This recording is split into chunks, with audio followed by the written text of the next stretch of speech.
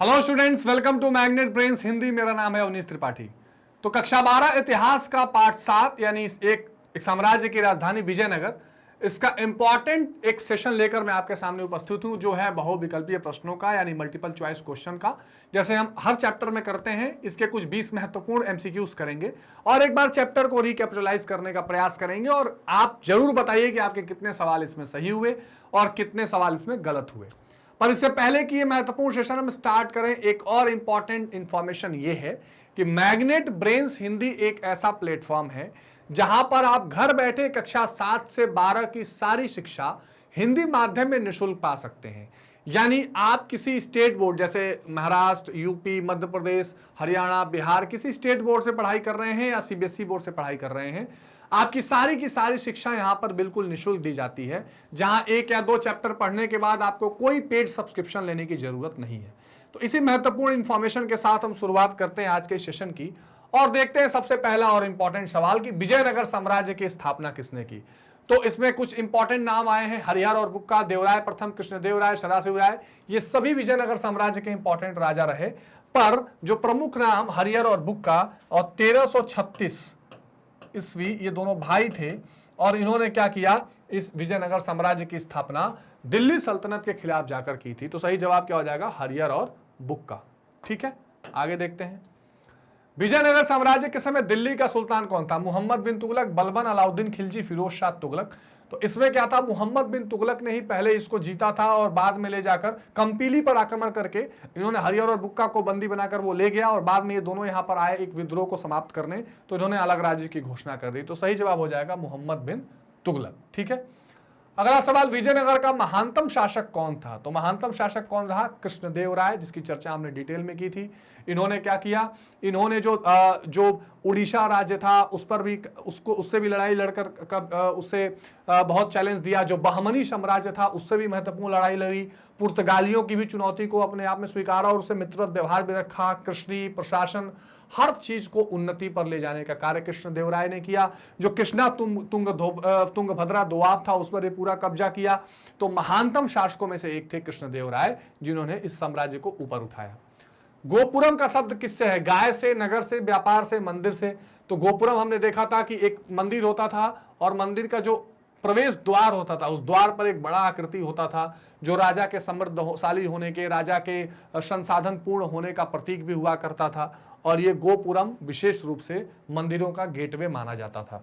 तो सही जवाब हो जाएगा मंदिरों से। तो गोपुरम का संबंध किससे है? मंदिरों से है। हम्पी किस साम्राज्य से संबंधित है? मौर्य, गुप्त, बहमनी या विजयनगर? तो हम्पी है विजयनगर साम्राज्य से संबंधित। ठीक है, हम्पी जिसको उसकी राजधानी भी माना जाता था। चोलों की सबसे छोटी प्रशासनिक इकाई कौन थी? उर, मंडलम, वलनाड, कुर्रम। सही जवाब हो जाएगा उर। तो चोलों की सबसे छोटी इकाई क्या हो जाएगा? उर हो जाएगा। हरिहर और बुक्का ने विजयनगर साम्राज्य की स्थापना की थी। कब की थी? 1336, 1236, 1136 या 1436। सही जवाब क्या हो जाएगा?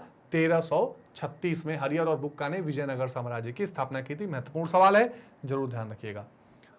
अगला सवाल है, विजयनगर शासकों के जो उड़ीसा के समकालीन राजवंश थे उनका नाम क्या था? राजपति, गजपति, अश्वपति, राष्ट्रपति। हमने ये भी देखा था कि इस उड़ीसा साम्राज्य से भी तकरार चल रहा था और बाद में कृष्णदेव राय ने जीता भी। सही जवाब हो जाएगा गजपति। होयसाल का राज विकास कहां हुआ? होयसाला किंगडम भी उस समय इंपॉर्टेंट रूप से पनप रहा था, तो ये भी था कर्नाटक में। ठीक है, इसमें बेलूर इसकी पहले राजधानी रही, बाद में शिफ्ट भी हो गया। तो ये इंपॉर्टेंट है। विजयनगर के शासकों ने अपने आप को क्या कहा? राव, राज, सामंत या राय? तो उन्होंने अपने आप को राय कहा। और उसमें एक दो जो हमने टाइटल देखे थे, ये भी देखा था, जिसमें जो हरिहर द्वितीय था उसने महाराजा धीराज का टाइटल अपने आप को दिया था। विजयनगर पर शासन करने वाला प्रथम राजवंश सुलू, कर्ण, संगम, अरविंद या आरामविंदु? तो सही जवाब संगम वंश हो जाएगा। संगम जो हरिहर और बुक्का के पिता का नाम था, उसी के नाम पर यह संगम वंश पड़ा था। ठीक है, तो संगम, सुलू, फिर तुलु वंश भी आया और एक अराबिंदु राजवंश। विजयनगर साम्राज्य की अंतिम राजधानी जो तिरुपति के समय थी उसका नाम क्या रहा? उसका नाम रहा चंद्रगिरी।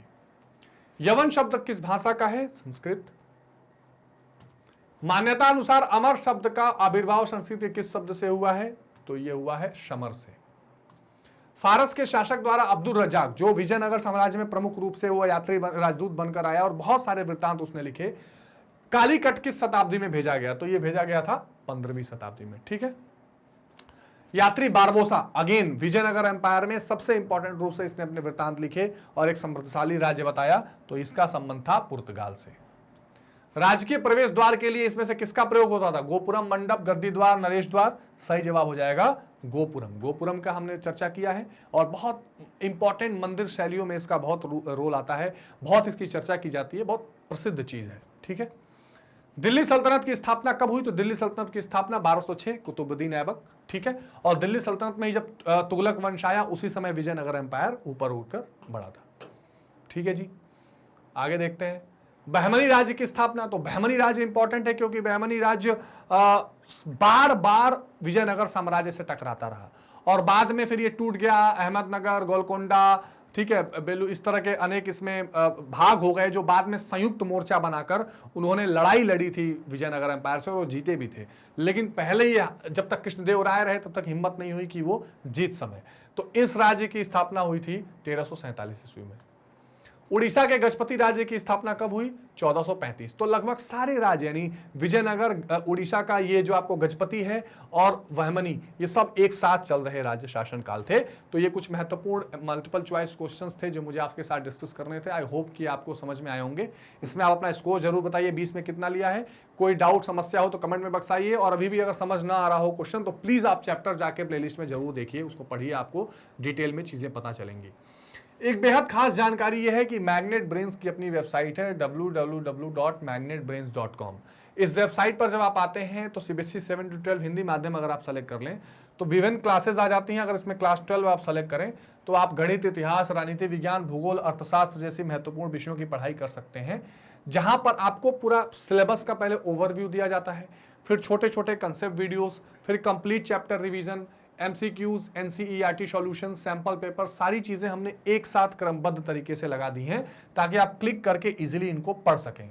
और क्लिक करते ही आपको इस तरह चैप्टर खुल जाएगा जहां से आप प्रीवियस चैप्टर, नेक्स्ट चैप्टर आराम से पढ़ सकते हैं। और आप हमारे YouTube से पढ़ें, वेबसाइट से या एप्लीकेशन से, ये 100% मुफ्त है। सिर्फ आपको क्या करना है, लाइक, शेयर और सब्सक्राइब करना है ताकि ज्यादा से ज्यादा वीडियोस हम आप तक लेकर आते रहें और आपकी पढ़ाई को और आसान बनाते रहें। तो मिलते हैं स्टूडेंट्स अगली वीडियो में, तब तक अपना बहुत ध्यान रखिए। Take care, bye bye.